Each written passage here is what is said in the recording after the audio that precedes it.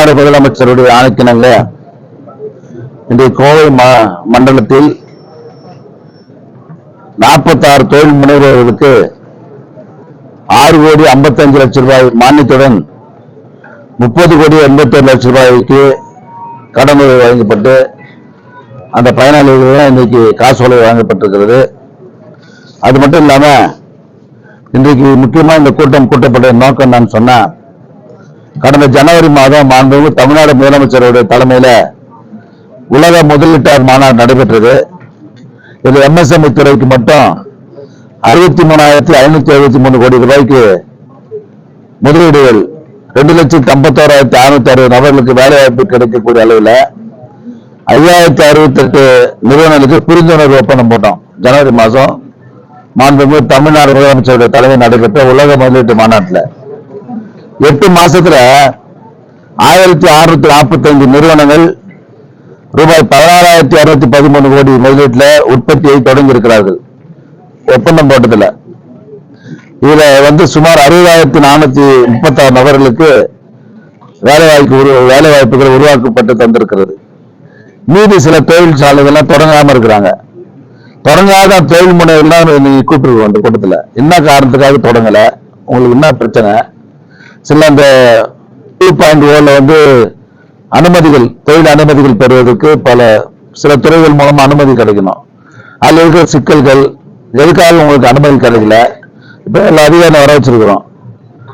எந்தெந்த துறையில கிடைக்கல காலதாமத்துக்கு அது அவங்க பதில் சொல்லணும். அதை உடனடியாக சரி செய்து தொழில் தொடங்காதவர்களும் விரைவில் தொழில் தொடங்குவதற்கு வேண்டிய ஏற்பாடுகளை செய்ய வேண்டும் என்பதற்காக தான் இந்த ஒப்பந்தம் போட்ட அந்த தொழில் முனைவெல்லாம் கூப்பிட்டுருக்கிறோம், அதிகாரிலாம் கூப்பிட்டுருக்கிறோம். இது மண்டலமாக இந்த கூட்டம் தொடர்ந்து நடத்தி கொண்டிருக்கிறோம். ஆக குறிப்பிட்ட காலத்துக்குள்ள இந்த டைம் முடிவதற்குள்ள அந்த ஒப்பந்தங்கள் போடப்பட்ட தொழில் நிறுவனங்கள்லாம் உடனே தொழில் தொடங்குவதற்கு வேண்டிய ஏற்பாடுகளை நம்முடைய அரசு வேகமாக செய்து கொண்டிருக்கிறது என்று நான் தெரிவித்துக் கொள்கிறேன்.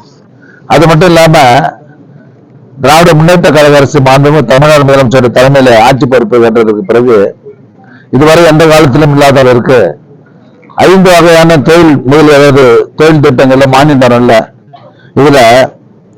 இதுவரை இந்த 3.5 வருஷத்துல 961 கோடியே 58 லட்சம் ரூபாய் மானியத்துடன் 2,615 கோடியே 30 லட்சம் ரூபாய் வங்கி கடன் வழங்கப்பட்டு 30,324 தொழில் முனைவர்களை 3.5 ஆண்டு காலத்துல நம்முடைய அரசு தொழில் முனைவர்களாக இன்னைக்கு உருவாக்கி, இதன் மூலமாக மட்டும் 3 லட்சம் பேருக்கு வேலை வாய்ப்பை உருவாக்கி தந்திருக்கிற அரசு திராவிட முன்னேற்ற கழக அரசு என்பதை நான் தெரிவித்துக் கொள்கிறேன். அது மட்டும் இல்லாத ஆட்சி வந்தவுடனே இந்த 3.5 வருஷத்துல 8,598 3 வருஷத்துல மட்டும் 295 கோடி மதிப்புல 512 ஏக்கர் பரப்பில் 8 தொழில் படையினர்னு மாண்புமிகு தமிழ்நாடு முதலமைச்சருடைய திருக்கரத்தால் தொடங்கி வச்சுட்டோம். 7 மாவட்டங்களில் 248.1 ஏக்கர் பரப்புல ரூபாய் 115.53 கோடி மதிப்பில் 8 தொழில் படையில் இப்ப உருவாக்கின்றது. ரோட்லாம் போட்டு வேண்டிய ஏற்பாடு பண்ணிட்டு இருக்கிறோம். அது இல்லாம 253.40 ஏக்கர் பரப்புல 115.64 கோடி மதிப்புல 10 தொழிற்பேட்டைகள் இப்ப அமைப்பதற்கான பணிகளை நடைபெற்றுக் கொண்டிருக்கு. இதுவரையும் எந்த காலத்திலும் அது மாதிரி கிடையாது. 3 வருஷத்துல 36 2 16 26 தொழிற்பேட்டைகளை இந்த 3.5 வருஷத்துல தொடங்குவது என்பது இதுவரையும் எந்த காலத்திலும் இல்லை. ஆக தமிழ்நாட்டில் சமச்சீரான தொழில் வளர்ச்சி ஏற்படுத்திட வேண்டும்.